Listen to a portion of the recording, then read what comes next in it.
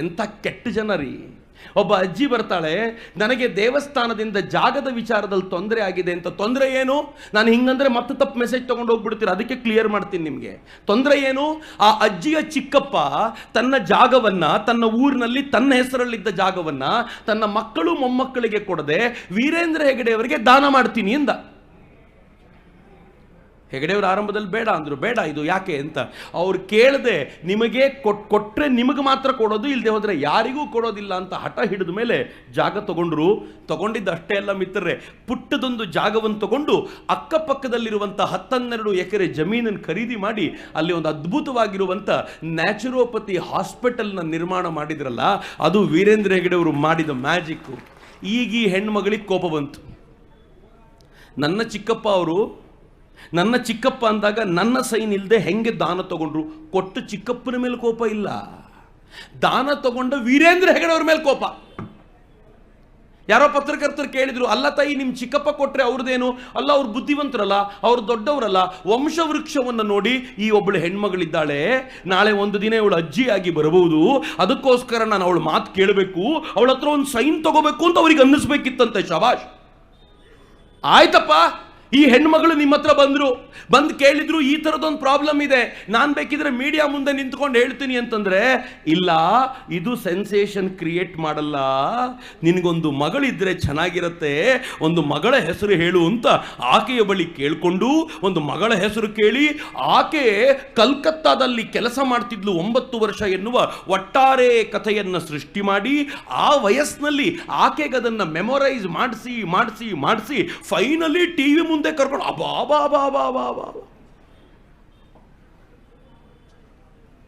ನನಗೆ ಗೊತ್ತಿಲ್ಲ ಯಾವಾಗ ಹೇಳಿದ್ನೋ, ಆ ಮಾಸ್ಕ್ ಮ್ಯಾನ್ ಒಂದ್ಸಲ ಹೇಳಿದ ಅಂತ ಒಂದು ಚಾನಲಲ್ಲಿ ಬಂತು. ಇವರೆಲ್ಲ ಪದೇ ನನಗೆ ಹೇಳಿದ್ರು, ಹಳ್ಳದಲ್ಲಿ ಇದೆ ಅಂತ ಹೇಳು, ಅಲ್ಲಿ ಹುಡುಕ್ಲಿ ಅವರು ಅಂತ ಹೇಳು ಅಂತ. ನಂಗೆ ಧೈರ್ಯ ಇರಲಿಲ್ಲ. ಕೊನೆಗೆ ಯಾವಾಗ ಅನನ್ಯ ಭಟ್ನ ತಾಯಿ ಬಂದು ಹೇಳ್ತೀನಿ ಅಂದ್ರೋ, ಆಗ ನನಗೆ ಧೈರ್ಯ ಬಂತು ಅಂತ. ಇವನಿಗೆ ಧೈರ್ಯ ತುಂಬಲಿಕ್ಕೆ ಅವಳಿಗೆ ಧೈರ್ಯ ತುಂಬಲಿಕ್ಕೆ ಇವನು. ಆದರೆ ನಾವು ಹೆಂಗಿದ್ವಿ ಗೊತ್ತಾ?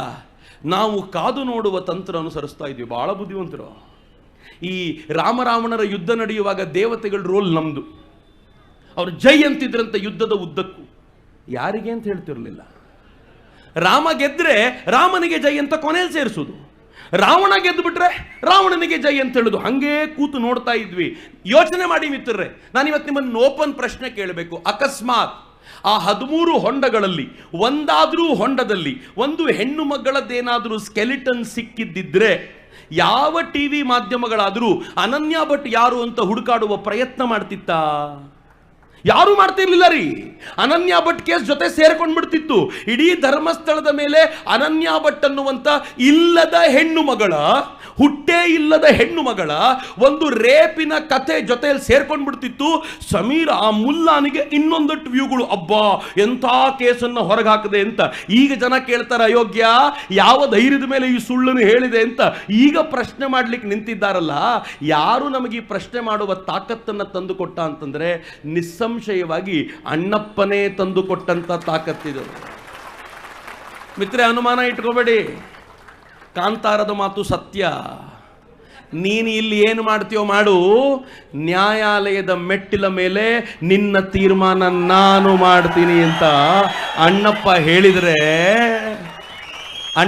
ಹೇಳಿದ್ರೆ ಯಾವನದನ್ನು ಮೀರಲಿಕ್ಕೆ ಸಾಧ್ಯವಾಗುತ್ತೆ ಹೇಳಿ? ಅಣ್ಣಪ್ಪ ಮುಂದೆ ನಿಂತಾರಿ. ಅಣ್ಣಪ್ಪ ನಮ್ಮನ್ನು ನೋಡ್ದ. ಮಂಜುನಾಥನಿಗೋಸ್ಕರ ಮೊದಲು ಕಾದ. ನಿನ್ನ ಸೇವೆ ಶ್ರದ್ಧೆಯಿಂದ ಮಾಡಿದ್ರು, ನೀನೇ ಕಾಪಾಡು. ನಮ್ಮಲ್ಲಿ ವಿಚಿತ್ರ ಇದೆ. ನಮ್ಮ ದಕ್ಷಿಣ ಕನ್ನಡದಲ್ಲಿ ಒಂದು ಮಾತಿದೆ, ದೇವರು ಬೇಕಿದ್ರೆ ಬಿಟ್ಟು ಬಿಡ್ತಾರೆ, ದೈವ ಬಿಡೋದಿಲ್ಲ ಅಂತ. ಮಂಜುನಾಥನಿಗೆ ಅನಿಸಿರ್ಬೋದು, ಎಲ್ಲ ನಮ್ಮವರೇ, ಕೈಗೆ ಕೇಸರಿ ಕಟ್ತಾರೆ, ಶಾಲ್ ಹಾಕ್ತಾರೆ, ಹಿಂದೆ ಹೆಡ್ಗೆವಾರರು ಗುರೂಜಿ ಫೋಟೋ ಇಟ್ಟಿರ್ತಾರೆ, ಎಲ್ಲ ನಮ್ಮವರೇ, ಪಾಪ ಕಠಿಣ ಶಿಕ್ಷೆ ಕೊಡೋದು ಬೇಡ. ಹೇಗಿದ್ರು ವೀರೇಂದ್ರ ಹೆಗಡೆ ಅವರು ಸಮಾಧಾನ ಚಿತ್ತರಾಗಿದ್ದರಿಂದ ಸುದೀರ್ಘ ಕಾಲ ಇದನ್ನು ತಾಳ್ಕೊಳ್ಬಲ್ರು ಅಂತ ಮಂಜುನಾಥ ಸುಮ್ಮನಿದ್ನೇನೋ. ಅಣ್ಣಪ್ಪ ನೋಡಿದ, ನೀ ಸುಮ್ಮನಿರು, ಆದರೆ ನಾನು ಸುಮ್ಮನಿರೋದಿಲ್ಲ, ಈಗ ನನ್ನ ಆಟ ತೋರಿಸ್ತೀನಿ ಅಂತ.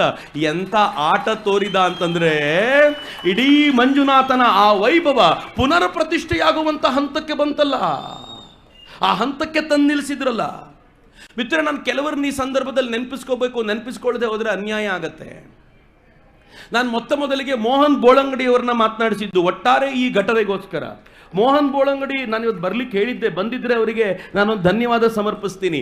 ಯಾವ ಕಾಲದಿಂದಲೂ ಮಜಾ ಏನು ಗೊತ್ತೇನು, ಮೋಹನ್ ಬೋಳಂಗಡಿಯವರ ವಿಶೇಷ ಏನು ಅಂತಂದ್ರೆ, ನಾನು ಮೊದಲನೇ ಬಾರಿಗೆ ಈ ಕೇಸನ್ನು ಕೇಳಲಿಕ್ಕೆ ಹೋದಾಗ ಮೋಹನ್ ಬೋಳಂಗಡಿಯವರೇ ಆ ಕೇಸ್ ಏನು ಅಂದ್ರೆ, ಆ ಕೇಸಿನ ಡೇಟು, ಆ ಕೇಸ್ ಆಗಿದ್ದೆಲ್ಲಿ, ಯಾರು ಮಾಡಿದ್ದು, ಹೇಗೆ ಮಾಡಿದ್ದು, ಪ್ರತಿಯೊಂದು ವಿವರವನ್ನ ಕಣ್ಣಿಗೆ ಕಟ್ಟುವಂತೆ ಎಕ್ಸ್ಪ್ಲೇನ್ ಮಾಡ್ತಿದ್ರು. ಇವ್ರ ವಿಡಿಯೋಗಳನ್ನು ನೋಡಿದ ನಂತರ ಯಾವ ಪ್ರಶ್ನೆ ಕೇಳಿ ಮೋಹನ್ ಬೋಳಂಗಡಿಯವ್ರ ಹತ್ರ ಉತ್ತರ ಇರ್ತಿತ್ತು. ನನಗನ್ನಿಸ್ತು, ಮೋಹನ್ ಬೋಳಂಗಡಿಯವರೇ ನೀವು ಬೀದಿಗೆ ಬಂದು ಮಾತನಾಡ್ಬೇಕ್ರಿ. ನನಗೆ ಚೆನ್ನಾಗಿ ಮಾತನಾಡ್ಲಿಕ್ಕೆ ಬರೋದಿಲ್ಲ ಸರ್ ಅಂತಿದ್ರು. ಆದರೆ ಯಾರ್ಯಾರು ಮಾತನಾಡ್ತಾರೋ ಅವರಿಗೆ ಹಿಂದೆ ನಿಂತು ಸೈಲೆಂಟಾಗಿ ಶಕ್ತಿ ತುಂಬಿದ ಬೋಳಂಗಡಿಯವರೇ, ಸೆಲ್ಯೂಟ್ ನಿಮಗೆ. ಅಫ್ಕೋರ್ಸ್ ವಸಂತರ ಬಗ್ಗೆ ತುಂಬ ಬಾರಿ ಚರ್ಚೆ ಆಗಿದೆ. ನಾನು ಬಹಳ ಹೆಮ್ಮೆಯಿಂದ ಹೇಳ್ತೀನಿ, ನಾವೆಲ್ಲರೂ ಯಾರು, ಅಫ್ಕೋರ್ಸ್ ಅದು ಧರ್ಮಸ್ಥಳಕ್ಕೆ ಸೀಮಿತವಾಗಿರುವಂಥದ್ದು, ದಕ್ಷಿಣ ಕನ್ನಡಕ್ಕೆ ಸೀಮಿತವಾಗಿರುವಂಥದ್ದು ಅಂತ ನಾವು ಯಾರು ತಲೆನೇ ಹಾಕದೆ ಹೋದಾಗ, ಆವತ್ತು ಅದಕ್ಕೆ ಬಂದು ಆವತ್ತಿನಿಂದ ಇವತ್ತಿನವರೆಗೂ ಮೋರ್ಚಾ ಬಲವಾಗಿ ಹಿಡಿದು, ನಂಗೆ ಚೆನ್ನಾಗಿ ಗೊತ್ತಿದೆ. ನಾನು ಅವ್ರ ಜೊತೆ ಒಂದು ಇಂಟರ್ವ್ಯೂ ಮಾಡುವಾಗ ಕೇಳ್ತಿದ್ದೆ, ವಸಂತರೇ ನೀವು ಇನ್ನೊಂದು ಕೊಲೆ ಪ್ರಕರಣ ತೆಗೆದುಕೊಂಡು ಬಂದರೆ ಏನು ಮಾಡ್ತೀರಾ? ಏನು ಮಾಡೋದು ಚಕ್ರವರ್ತಿಯವರೇ? ಅವರು ಹೊಸದೊಂದು ಕೊಲೆ ಅಂತ ತಗೊಂಡು ಬರ್ತಾರೆ, ನಾವು ಅದಕ್ಕೆ ಪ್ರೂಫನ್ನು ಹುಡುಕಾಡ್ಕೊಂಡು ನಾವು ಹೋಗಬೇಕು. ಅವ್ರಿಗೇನು ಸುಳ್ಳು ಹೇಳಲಿಕ್ಕೆ ಟೆನ್ಷನ್ ಇಲ್ಲ. ಒಂದು ಸುಳ್ಳು ಹೇಳಿಬಿಡ್ತಾರೆ, ಅದು ಸುಳ್ಳು ಅಂತ ಪ್ರೂವ್ ಮಾಡಲಿಕ್ಕೆ ನಾವು ಸಾಯಬೇಕು. ಇದೇ ಕೆಲಸ ಆಗೋಗಿದೆ ನಮಗೆ ಅಂತ ಕಳೆದ 10-12 ವರ್ಷಗಳಿಂದ ನಿರಂತರವಾಗಿ ಅವರು ಆಡಿದ ಪ್ರತಿಯೊಂದು ಮಾತನ್ನು ಸುಳ್ಳು ಅಂತ ಸಾಬೀತು ಮಾಡೋದರಲ್ಲಿ ನಿರತರಾಗಿದ್ದಾರಲ್ಲ. ಕಂಗ್ರ್ಯಾಚುಲೇಷನ್ಸ್ ವಸಂತ್, ನಾನು ಬಹಳ ಪ್ರೀತಿಯಿಂದ ಅಭಿನಂದಿಸ್ತೀನಿ. ಕೀರ್ತಿ ರಾತ್ರಿ 12:30 1 ಗಂಟೆಗೆಲ್ಲ ಫೋನ್ ಮಾಡಿ ಜೀವ ತಿಂತಾನೆ ಮನುಷ್ಯ. ನಾನು ಯೂಶ್ವಲ್ ಆಗಿ ಯಾರ್ದು ಫೋನ್ ರಿಸೀವ್ ಮಾಡೋದಿಲ್ಲ, ಕೀರ್ತಿ ಫೋನ್ ಮಾತ್ರ ರಿಸೀವ್ ಮಾಡ್ತೀನಿ. ಇನ್ಯಾವ ಪ್ರಾಬ್ಲಮಲ್ಲಿ ಸಿಕ್ಕಾಕೊಂಡಪ್ಪ, ಈಗ ಎಲ್ಲಿಗೆ ಓಡಬೇಕಪ್ಪ ಅಂತ ಆಗೆಲ್ಲ ರಿಸೀವ್ ಮಾಡೋದುಂಟು. ನಾನು ಕಂಗ್ರ್ಯಾಚುಲೇಷನ್ಸ್ ಹೇಳಲಿಕ್ಕೆ ಇಷ್ಟಪಡ್ತೀನಿ. ಅಜ್ಜಿ ಸಿಕ್ಕ ದಿನ, ಅಜ್ಜಿ ಇದನ್ನು ನಾನು ಹೇಳಿದ್ದೆಲ್ಲ ಸುಳ್ಳು ಅಂತ ಹೇಳಿದ ದಿನ, ನನ್ನ ಗಮನಕ್ಕೆ ಬಂದಂಥ ಕೆಲವು ವ್ಯಕ್ತಿಗಳನ್ನು ನಾನು ನಿಮ್ಮ ಮುಂದೆ ಇಡ್ತಿದ್ದೀನಿ ಅಷ್ಟೇ. ಕೀರ್ತಿ, ಮಹೇಶು ಯಾವ ಟ್ರಾಲ್ ಪೇಜ್ಗಳು ಜೊತೆಯಲ್ಲಿ ನಿಲ್ಲದಿಲ್ಲ ಅನ್ನುವಂಥ ಕಾಲದಲ್ಲೂ ಕೂಡ ಧರ್ಮಸ್ಥಳದ ಪರವಾಗಿ ಮುಲಾಜಿಲ್ದೆ ಪೋಸ್ಟ್ಗಳನ್ನು ಮಾಡ್ತಾ, ಮುಲಾಜಿಲ್ದೆ ಧರ್ಮಸ್ಥಳದ ಪರವಾಗಿ ಏನನ್ನೂ ಅಪೇಕ್ಷಿಸದೆ ತನ್ನ ಟೀಮನ್ನು ಕಟ್ಕೊಂಡು ಮಾಡಿದ್ದು. ಧನ್ಯವಾದ. ಬಹಳ ಜನ ತುಂಬ ನಂತರ ಬಂದಿದ್ದಾರೆ, ನಾನು ಎಲ್ರಿಗೂ ಧನ್ಯವಾದವನ್ನು ಸಮರ್ಪಿಸ್ತೀನಿ. ಅಫ್ಕೋರ್ಸ್ ನಮ್ಮ ಪುನೀತ ಆ ಗಲಾಟೆಯಲ್ಲಿ ನಿಂತಾಗ ಅವನು ಚಾಲೆಂಜ್ ಮಾಡಿದಾಗ ನನಗೆ ಭಾಳ ಆಶ್ಚರ್ಯ ಅನ್ಸುತ್ತೆ ರೀ. ವೀರೇಂದ್ರ ಹೆಗಡೆಯವರ ಬಾಯಿಯಿಂದ ಒಂದು ದಿನ ಒಂದು ಕೊಳಕು ಶಬ್ದ ಯಾರೂ ಕೇಳಲಿಲ್ಲ. ಕೊಳಕು ಶಬ್ದ ದೂರದ ಮಾತು, ಅಪಶಬ್ದ ಕೇಳಲಿಲ್ಲ ರೀ. ಅಪಶಬ್ದ ಒಂದು ಬರೋದಿಲ್ಲ. ಅವ್ರ ಜೊತೆ ನೀವು ಸುಮ್ಮನೆ ಕೂತ್ಕೊಂಡು ಮಾತನಾಡುವಾಗಲೂ ಆಹಾ ಅನ್ಸುತ್ತೆ, ಏನು ಚಂದ ಇರುತ್ತಪ್ಪ ಅಂತ. ಒಬ್ಬ ತಾಯಿ ನನಗೆ ಫೋನ್ ಮಾಡಿದರು, ವೀರೇಂದ್ರ ಹೆಗಡೆಯವರ ವ್ಯಕ್ತಿತ್ವ ಎಂಥದ್ದು ಅಂತ ಹೇಳಲಿಕ್ಕೆ. ಫೋನ್ ಮಾಡಿ ಏನು ಹೇಳಿದ್ರು ಗೊತ್ತಾ, ನಮ್ಮ ಮನೆಗೆ ವೀರೇಂದ್ರ ಹೆಗಡೆಯವರ ಶ್ರೀಮತಿಯವರು ಬರ್ತಾರೆ ಆಗಾಗ, ಅವ್ರು ಬಂದು ಒಂದು 4 ದಿನ ಇದ್ದರೆ ಆಗಾಗ ವೀರೇಂದ್ರ ಹೆಗಡೆಯವರು ಬರ್ತಾರೆ. ಬಂದ ತಕ್ಷಣ ಮೊದಲು ತನ್ನ ಹೆಂಡತಿನ ಮಾತಾಡಿಸ್ತಾರಂತೆ, ಹೇಗಿದ್ದೀ, ಚೆನ್ನಾಗಿದ್ದೀಯಾ, ಅಷ್ಟೇ ಅಂತ.